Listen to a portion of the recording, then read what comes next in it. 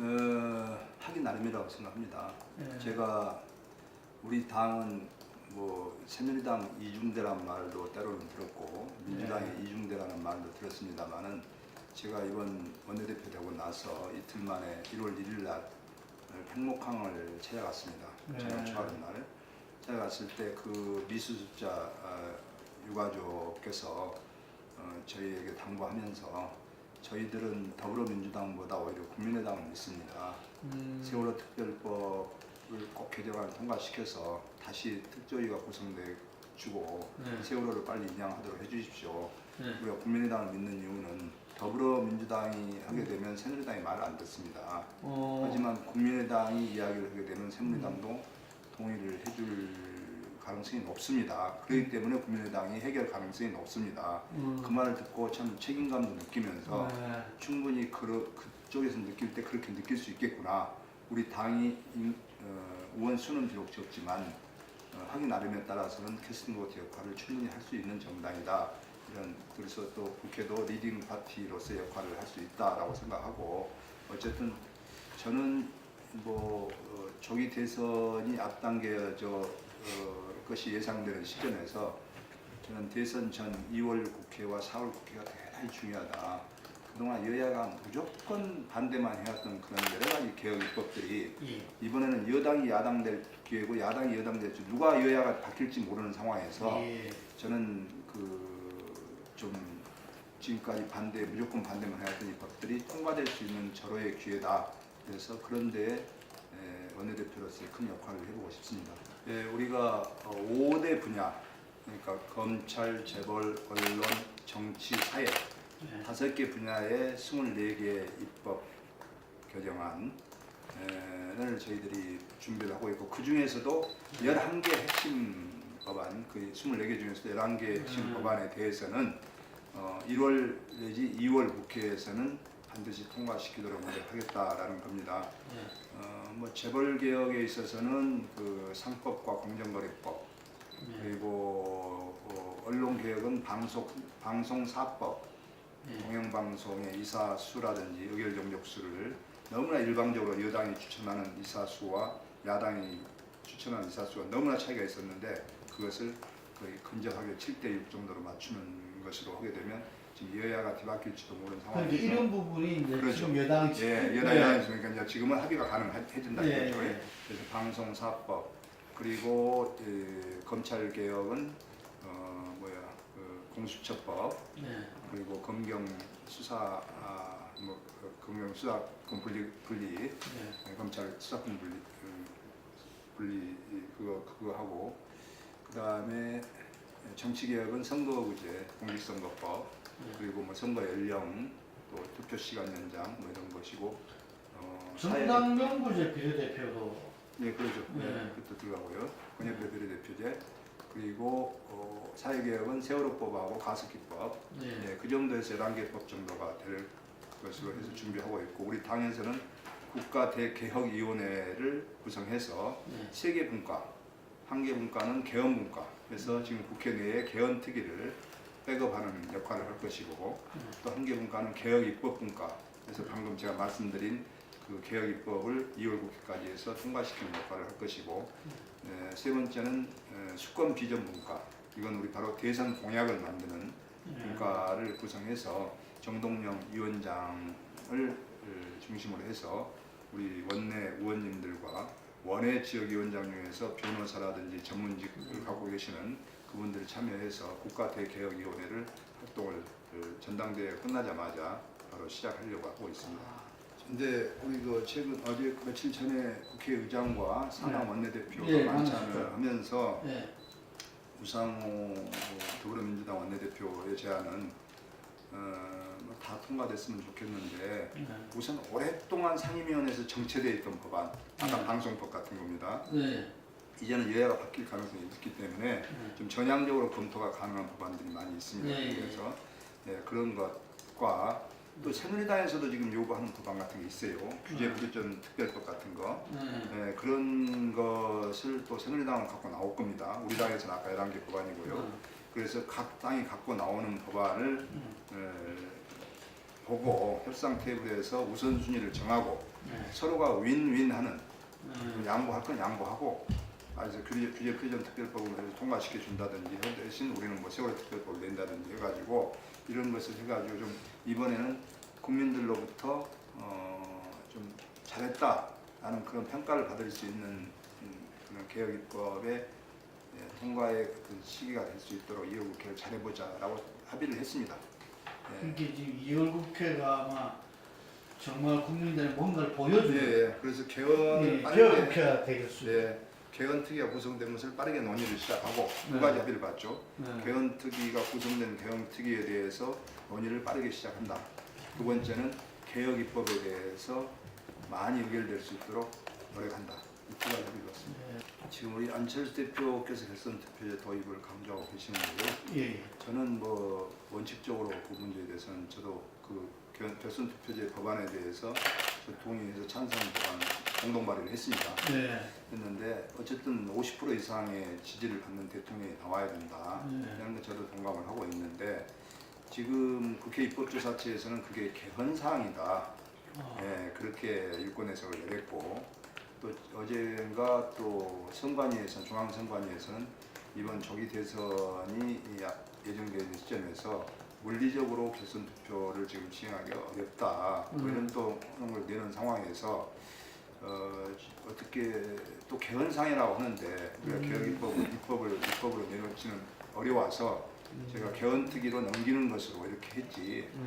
그 우리 당내 어떤 안철수의 의견에 대해서 반대하는 건 아닙니다. 그 입법 이게 개헌상이라면 헌법을 고쳐야 되고 입법상이라면 그 개혁 입법을 발의를 했는데 38명 국회의원 중에 31명이 발의를 했어요. 그러면 24명 이상이 발의를 하게 되면 당론화가 됩니다.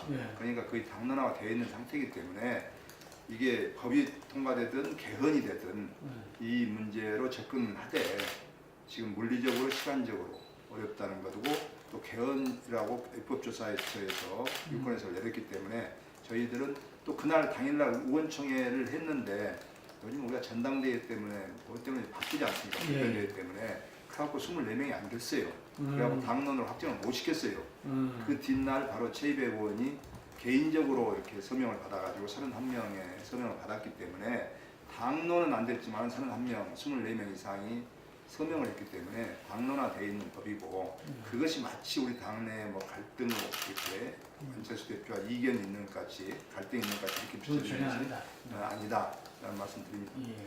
저는 지금 우리가 작년 창당을 하고 나서 4.13에 승리하고 나서 바로 그 리베이트 사건을 겪었지 않습니까? 그리고 나서 안철수 천정배 대표가 사퇴하고 바로 비대위 체제로 전환이 돼가지고 박지원 대표가 비대위원장과 원내대표를 겸임해가지고 지금 8개월째 왔지 않습니까?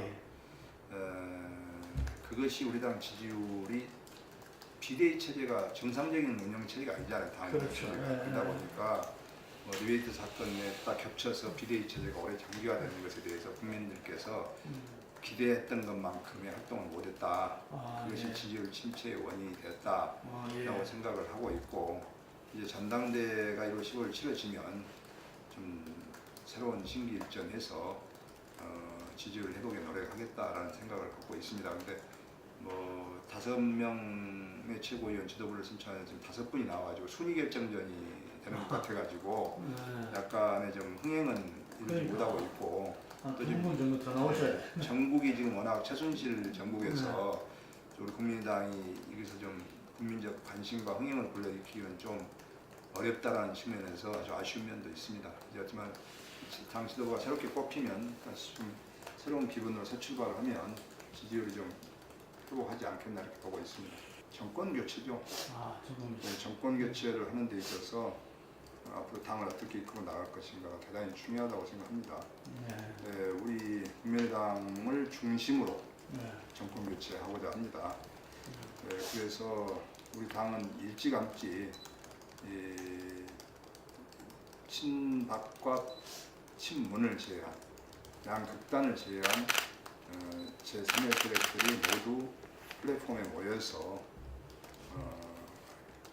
우리 국민의당을 중심으로 해서 정권 교체를 이루는 것이 우리 국민의당의 목표다 생각해서 이번 당대표가 그 역할을 해줘야 됩니다. 저는 원내대표로서 뭐 대선 공약 만들고 박근혜 표의 악법, 악법 정책 폐기하고 그다음 아까 개혁입법 통과시키는 데 전력을 다하고 당대표는 앞으로의 많은 정권 이 과정에서 좀 그런 역할을 해서 좀 제3지대에서 좋은 후보가 선출될 수 있도록 역할하는 것이 필요하다 생각합니다. 그것이 당초에 우리 당이 국회의원 숫자가 38명밖에 되지 않았기 때문에 38명이 치열한 토론을 항시해서 의원총회를 자주 열고 있죠. 그래서 하나의 목소리를 내는 것이 우리 당의 앞으로 그 의원총회 운영 과정이다라고 목표를 정했는데 어느 때부턴가 지금 소통이 잘 안 되고 있습니다. 처음에는 보기 좋았는데 다 모여가지고 토론하시고. 근데 지금 소통이 안 되고 있어서 좀 안타까운 면이 있고 예를 들자면 지난번에 김병준 그 비대위원장 후보를 선출 느닷없이 이렇게 하자마자 추천하자마자 또 이틀 후에는 총리 내정자로 이렇게 내정이 되고 해서 상당히 좀 엇박자를 내고 제대로 소통이 안 되다 보니까 또 김동철을 또 중진 의원들은 내고 외부에서는 인사가 없다라는 것을 결론 냈고 내부에서 다선 의원으로 결정을 했는데 느닷없이 이렇게 김병준 카드가 나오다 보니까 좀 다선 의원들하고 안철수 대표하고 좀 이렇게 소통이 안 돼가지고 그때 상당히 좀 엇박자를 내고 그런 것이 국민들한테 보이기 안 좋았거든요. 그래서 저는 지금도 그런 것이 소통이 안 되다 보니까 오해가 쌓이고 그래서 소통을 좀 자주 하게끔 의원총회도 자주 열고 그래야 된다라고 생각하고 그런 것이 지금 우리 당 지지율의 침체의 원인이 됐다 싶어서 어쨌든 내부의 단합과 화합이 가장 지금 중요한 시기다. 그래가지고 어쨌든 그것이 베이스가 돼가지고 기본 베이스가 돼가지고 활동을 해야 될 것인데 내부에서 지금 뭐 초선과 다선 뭐 호남과 또 비호남 뭐 이런 식으로 갈라지고 이번 원내대표 선거에서도 좀 그런 모습이 보이고 그래서 조그만 정당에서 지금 그렇게 갈등이 생기면 안 된다 싶어서 저도 어쨌든 단합과 화합을 지금 할 때고 지금 이런 와중에서 뭐 통합 운운하고 연대 운운하면 우리 스스로가 왜소해지고 우리 스스로가 자신감이 떨어진다. 그래서 지금은 통합과 연대 같은 것은 최선을 긋고 그런다고 해서 앞으로 한다는 건 아닙니다만 어쨌든 그런 말을 할 때가 아니고 어쨌든 우리 내부의 정리정돈이 필요한 시점 아닌가. 그래서 우리 스스로가 강해져야 된다. 근데 지금은 장악의 그 시점이다. 그렇습니다. 당이. 그래야지 외부의 그 후보들도 우리한테 노크를 하기 시작하지 내부가 혼선이 되어갖고 있는 누가 들어오려고 하겠습니까? 들어오려고 해도 안 들어오죠. 저는 뭐 대선 주자로 거론된 분들을 직접 만난 적은 없습니다. 그렇지만 대개 이렇게 언론의 보도나 이런 거 따르게 되면 뭐 지금 친박과 친문 쪽으로 가지는 않을 것 같고 손학규나 정운찬 같은 경우는 우리가 정체성이 거의 비슷하고 그동안 오랫동안 검증이 어느 정도 돼 있는 분들이기 때문에 들어온다는 충분히 가능하다 저는 생각하고 있고요. 반기문은 지금 귀국을 해보셔야 알겠지만은 지금 본인이 출마하겠다라는 이야기도 지금 본인이 안 했고 옆에서 자생적으로 발생된 여러 집단에 의해서 지금 뭐 출마를 기정사실하고 하고는 있습니다만은 그분이 뭐 여권 후보로 나설는지 또 야권 후보로 나서겠다라고 발표를 한지 그런 발표도 일치 없습니다. 본인은 올 생각도 않고 있는데 우리가 뭐라 할 수도 없는 것이고 또 그분은 일단 전혀 검증이 아직 안 됐습니다. 뭐 의혹도 있고 그러지 않습니까? 뭐 23만 불 그런 인물 검증이 아마 돌아오시게 되면 상당히 좀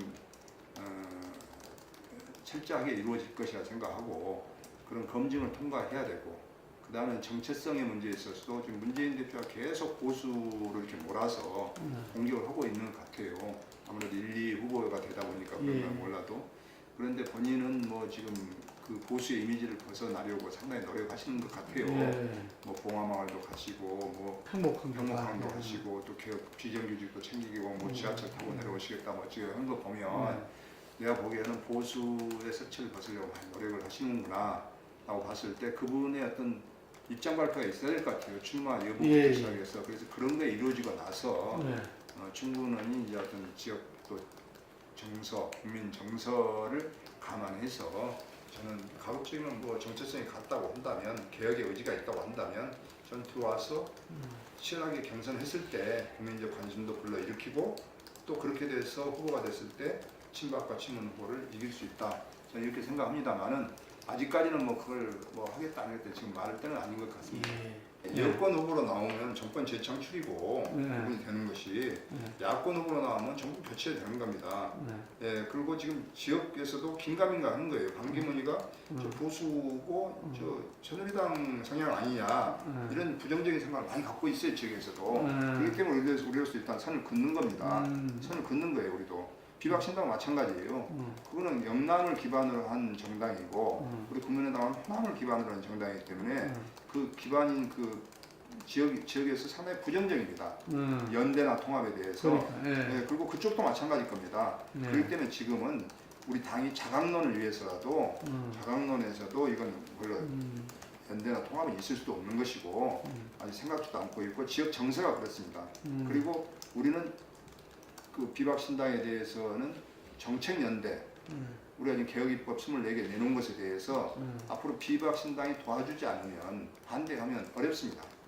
그래서 그런 개혁 의지를 얼마만큼 보이는가에 그것을 한번 실천으로 보여줘야 됩니다. 예. 그래서 우리는 어쨌든 그 비박 선거 연령 하향 조정 문제라든가 이런 것을 한번 보고 정말 개혁 실천 여지가 있는가, 이런 어떤 정책 연대가 우선 중요하지, 연대나 그 정치 연대는 좀 저희들은 선을 긋고 있습니다. 상당히 그게 대단히 중요한데. 예. 그 부분에 어떻게 그게 보십니까? 1차적인 목표고요.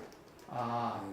그 비문들이 저희들은 어쨌든 새누리당은 이번에 탄핵을 받은 정당입니다. 탄핵돼야 될 정당이고 예. 대통령과 함께. 그래서 새누리당에서 정권 재창출한다라고 하는 것은 그것은 국민을 또 한번 무시하는 것이다 생각하고. 일각에서는 후보도 내서는 안 된다. 그렇죠. 이런 말. 예, 저희들은 그렇게 생각하고 있죠. 대변인 그렇게 생각하십니까? 탄핵돼야 될 정당 아닙니까? 네. 대통령과 함께 탄핵될 때 같이 탄핵돼야 될 정당이 저는 새누리당이라고 봅니다. 네.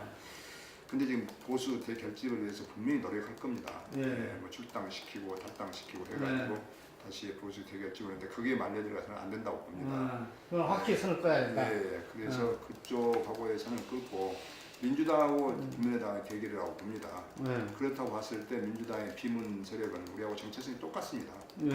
네, 그게 같기 때문에 비문 세력이 좀 같이 어떻게 해주냐에 따라서 우리 당이 지지율이 더 올라가고 상대적이지 않습니까? 네. 네, 그런 문제가 있기 때문에 저희들이 지금 가장 필요로 한 것은 오히려 민주당의 비문 세력들이 같이 해주는 것이 이 경쟁하는 데 도움이 된다 이렇게 생각하고 있습니다. 나왔으면 우리 희망사항이죠. 근데 그쪽이 아무래도 지금 지지율이 높고 하기 때문에 네. 그쪽에서 정체성은 다르면서도 친문과 비문이 같이 지금 있는 거죠.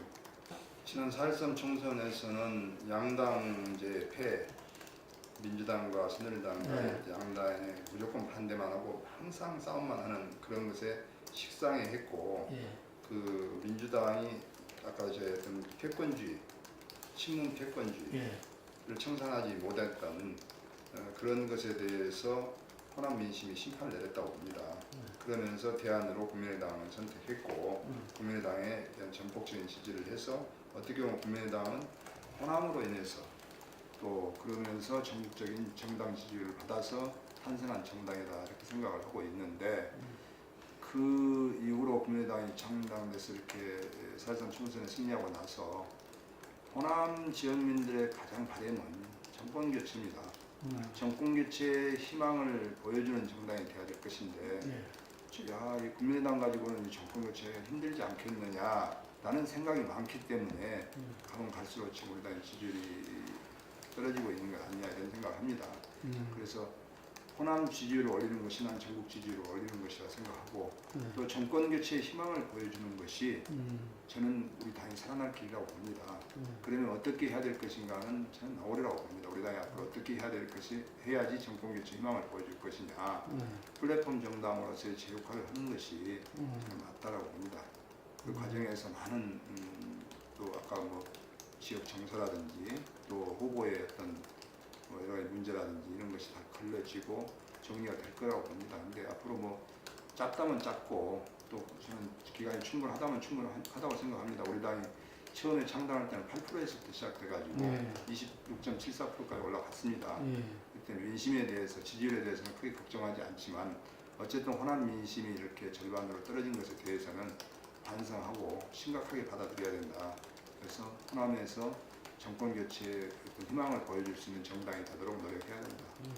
이제 그런 것은 그때 당시 정세에 반영이 그때 되겠죠. 가서 판단을. 예, 근데 지금 우리가 자강론을 주장하고 있는 틈에 예. 계속 그걸 가정을 삼아가지고 저희한테 이야기를 하게 되면 예. 결국 도로 지금 다시 또 이게 우리 당이 외부에 뭐 연대하고 뭐 통합하는 것으로 비춰질 거기 때문에 저는 그것에 대해서는 일단 선을 긋고 통합이나 연대에 대해서는 반대하고 당초의 목적대로 우리 당과 정체성이 같은 분들이 이 플랫폼에 모여서 치열한 경선을 했으면 좋겠다. 뭐 이 정도 선에서 제가 말씀드리고 싶고 반기문이나 비박신당에 대해서 일단 선을 긋고 있습니다. 지금은 그분의 예. 어떤 의지라든지 뭐 어디 후보로 나갈 거니 본인이 하는 거지 우리가 들어오란다고 들어오고 저쪽에 들어온다고 들어가겠습니까?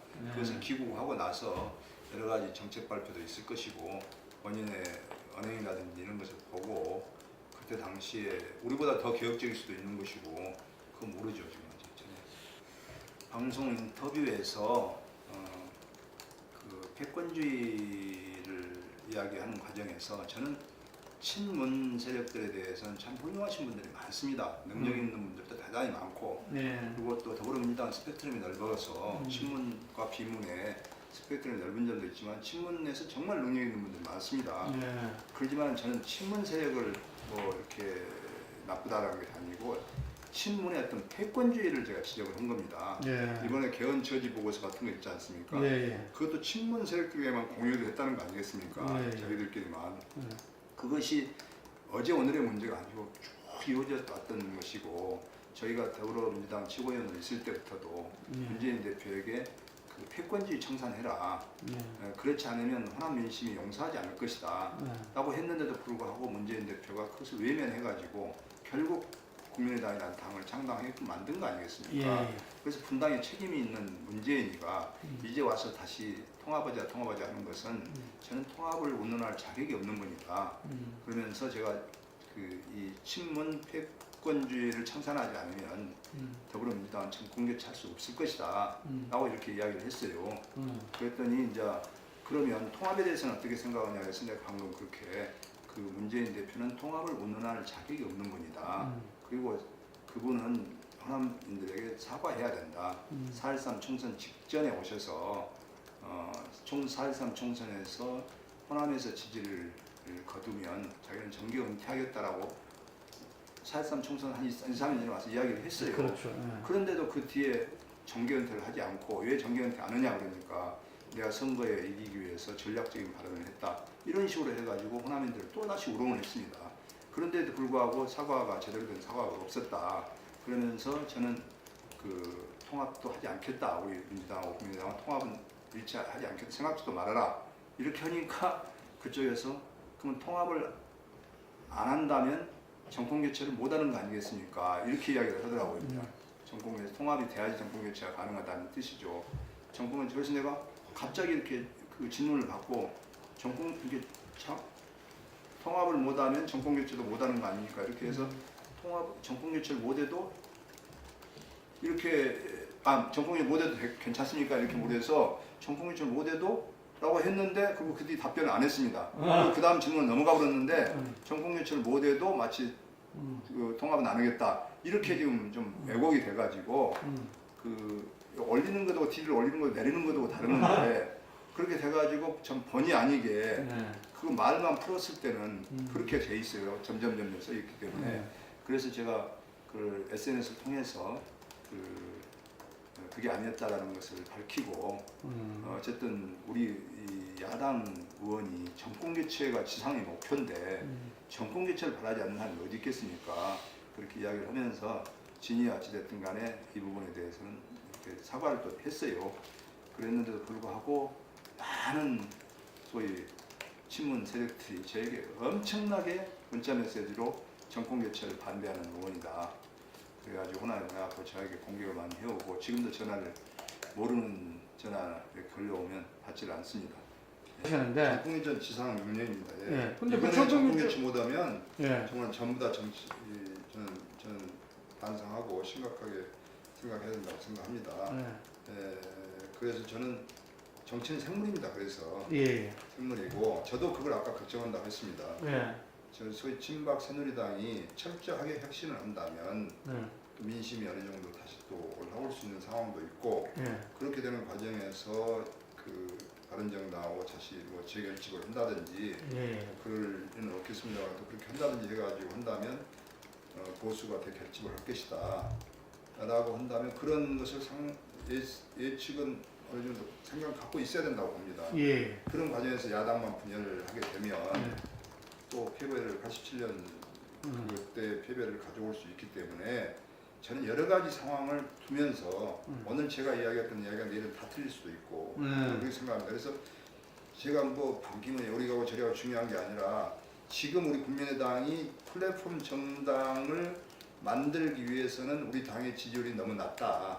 그러기 위해서 우리 당의 내부 자강론이 우선 필요하다. 예. 그래서 내부가 똘똘 뭉쳐갖고 있다면 저는 호남을 근거지로 하고 있는 국민의당을 잡는 대선 후보가 대선 승리하기가 가장 쉬울 것이다 생각하고 있는 사람이에요. 그런 희망을 갖고 있는 사람입니다. 예. 우리 당을 잡지 않으면 대선 승리하기가 쉽지 않다. 호남이 의외로 정치에 대한 관심과 높고 전략적 판단이 센 데입니다. 호남이라는 데가. 그래서 우리 수도권에도 다 연결. 예, 수도권과 전국에 다 호남 세력이 뭉쳐있기 때문에 호남 향후가 전 세계에 없는 데가 없잖아요. 그만큼 결집력이 강하기 때문에 정권 교체에 대한 갈망이 높기 때문에 그런 것에 대해서 저는 호남과 함께하는 대선 주자가 반드시 승리할 것이라는 희망도 갖고 있기 때문에 우리가 오늘 다르고 내일 다르다고 생각합니다. 그래서 뭐 통합에는 지금은 우리가 자강론만 생각해야 될 때지. 그래서 국민의당이 똘똘 뭉쳐갖고 있으면 우리 당을 서로 잡으려고 올 것이다. 그럴 때 우리가 그때는 그때에 따라 대응을 해서 저는 단계별로 가야 된다고 봅니다. 아까 마지막에 최악의 경우에는 보수 대결집이 일어날 수 있습니다. 그때는 정말 우리가 민주당하고 우리 야당하고도 다시 또 생각을 해봐야 되겠습니다. 그래서 문재인 안철수 나왔는데 또 반기문이 나와가지고 대결집을 해가지고 표가 또 가능성이 있고 이런 분열되면 어떻게 될 겁니까? 이게 당이 통합 안 되더라도 연대는 할 수 있는 그러죠. 그럴 때가 올지도 모릅니다. 그래서 그런 여러 가지 문제에 대해서 지금은 연대 없다. 막 이렇게 단정을 하고 뭐 통합 없다 이렇게 하지만 어떤 정치란 것이 어떻게 하루가 달라질지 모르기 때문에 저는 그것에 대해서 여러 가지를 지금 저는 황교안 체제는 정상적인 체제가 아닙니다. 예. 저는 국회가 국민으로부터 선출된 대의기관이고 대통령이 다음에는 국회가 국정의 주도권을 쥐어야 된다고 생각합니다. 예. 그런 의미에서 이 국정의 주도권을 황교안 권한 대행 체제와 국회의장이 좀 서열 2위 아닙니까? 국가 권력 서열. 예. 국회의장이 좀 주도해서 황교안 총리와 국회의장 그리고 사당 대표 그다음 정책위 의장 이렇게 해서 국정협의체가 구성돼야 된다고 봅니다. 그래서 24시간 불 꺼지지 않는 국회가 만들어져야죠. 지금 예하정 정책협의체 이것은 정책위 의장들만 하다 보니까 뭐 차관들이 와버리고 뭐 AI 같은 데도 이것은 저는 바람직하지 않다고 봅니다. 그래서 그라도 권한대행이 오고 국회의장이 함께하는 뭐 저쪽 민주당에서는 당대표가 참여하는 국정협의체 구성하자고 우리 나머지 3당은 원내대표가 참여하는 국정협의체 하는데 누가 됐든 간에 저는 원내대표가 맞다고 봅니다. 국회의장이 주재하는 거라면 원내대표가 맞다고 봅니다. 당대표보다는. 근데 지금 꼭 민주당에서 당대표로 지금 최고위원회에서 결정이 됐다 반대를 하고 있는데 저는 뭐 당대표도 좋습니다. 정 안 되면.